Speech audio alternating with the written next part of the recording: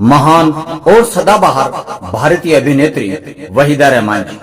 वहीदा रहमान जी एक जानी मानी और मशहूर भारतीय फिल्म अभिनेत्री हैं, जो बॉलीवुड की हिंदी समेत तेलुगु, तमिल और बंगाली फिल्मों में अपने बेहतरीन अदाकारी के लिए जानी जाती है। वहीदा रहमान जी बॉलीवुड के हिंदी सिनेमा के 50, 60 और 70 के दशक की बेहतरीन अभिनेत्रियों में से एक हैं।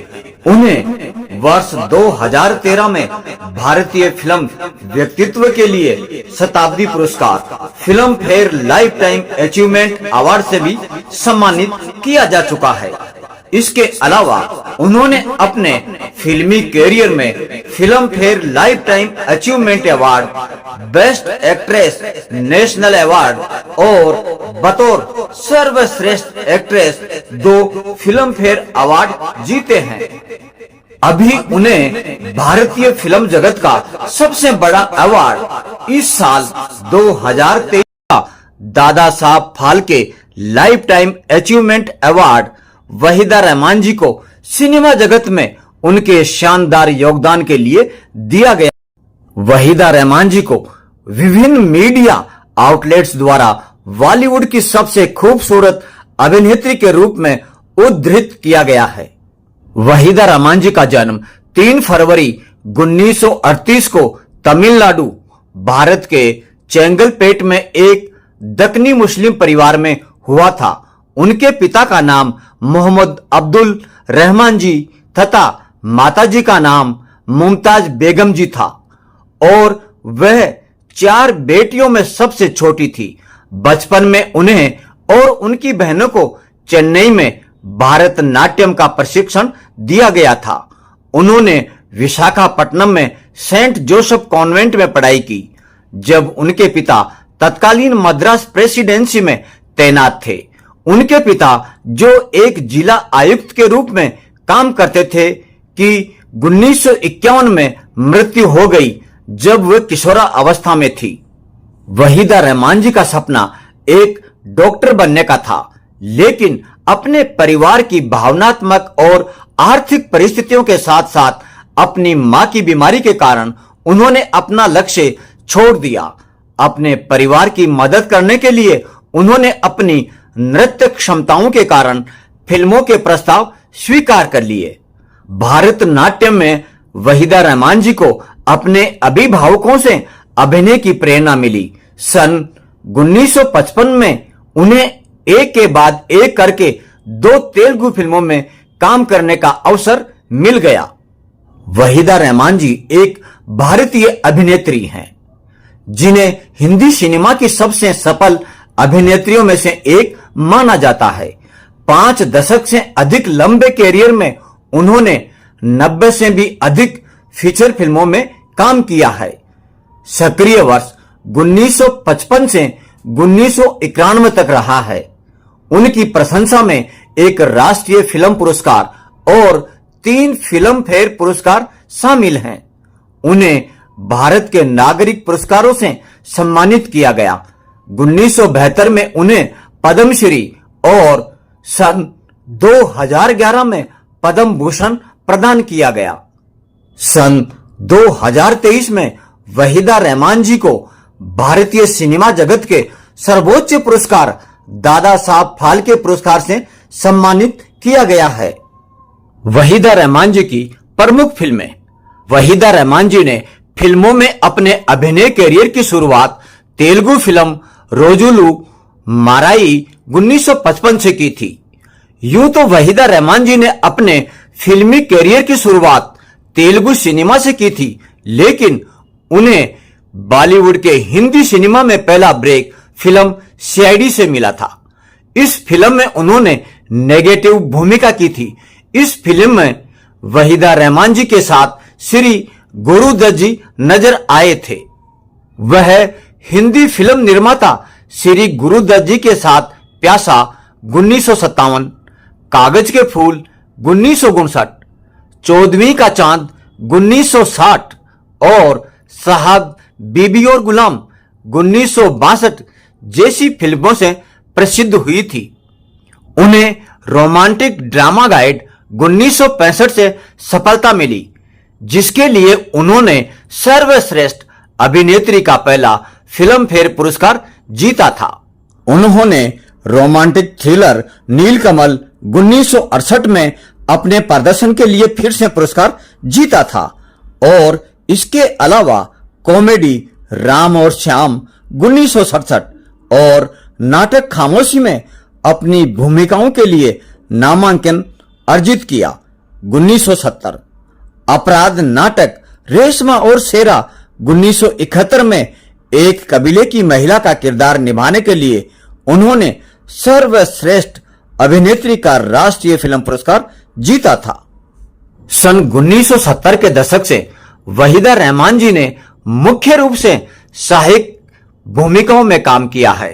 श्री यश चोपड़ा जी के रोमांटिक ड्रामा कभी कभी 1976, चांदनी 1989 और लम्हे 1991 और एक्शन फिल्मों त्रिशूल 1978 और मशाल 1984 में दिखाई दिए। अन्य उल्लेखनीय सहायक भूमिकाएं 1982 की फिल्म नमकीन और नमक हलाल थी। 1994 में उन्हें film fair life time achievement award से सम्मानित किया गया।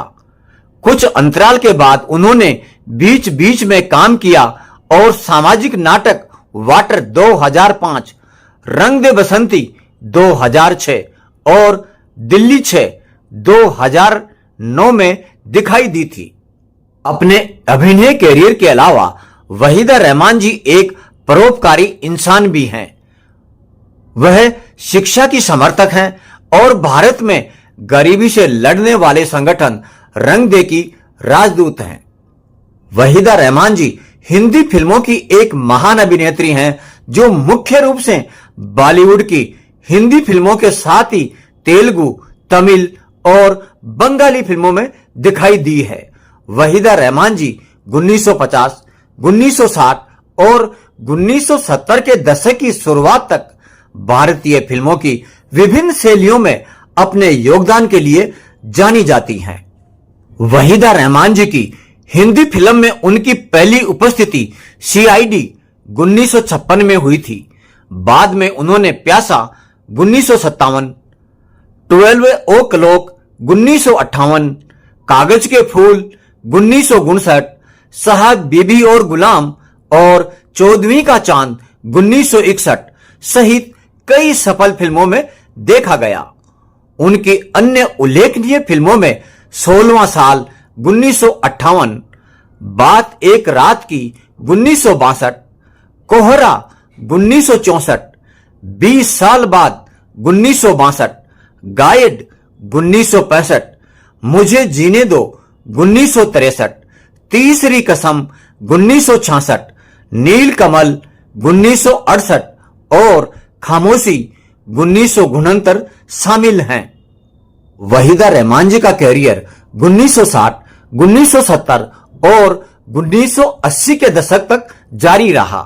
उन्होंने गाइड 1965 में अपनी भूमिका के लिए सर्वश्रेष्ठ अभिनेत्री का फिल्म फेयर पुरस्कार जीता। यहां वह अपने कैरियर के शिखर पर पहुंची।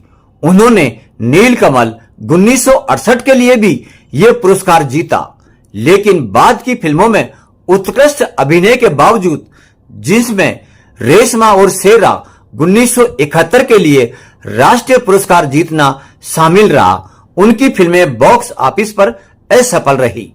70 के दशक के मध्य से मुख्य हीरोइन के रूप में वहीदा रहमान जी का कैरियर समाप्त हो गया और चरित्र अभिनेत्री के रूप में उनका कैरियर शुरू हुआ। लम्हे 1991 में अपनी उपस्थिति के बाद उन्होंने 12 साल के लिए फिल्म उद्योग से संन्यास ले लिया था।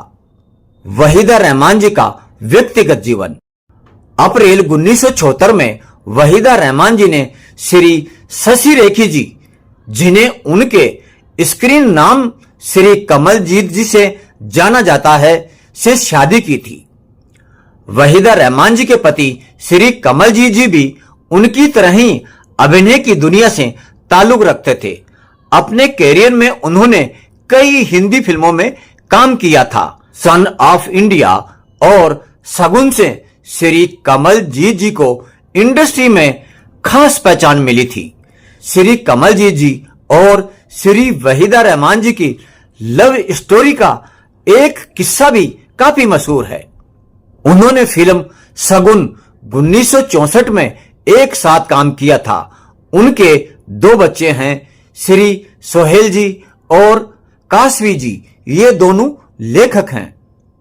अपनी शादी के बाद वे बंगलोर में एक फार्म हाउस में रहने लगे थे, लेकिन 21 नवंबर 2000 को श्री कमलजीत जी की मृत्यु के बाद वहीदा रहमान जी मुंबई के बांद्रा में अपने समुद्र दृश्य बंगले में वापस चली आई थी। वहां वे वर्तमान में रहती हैं।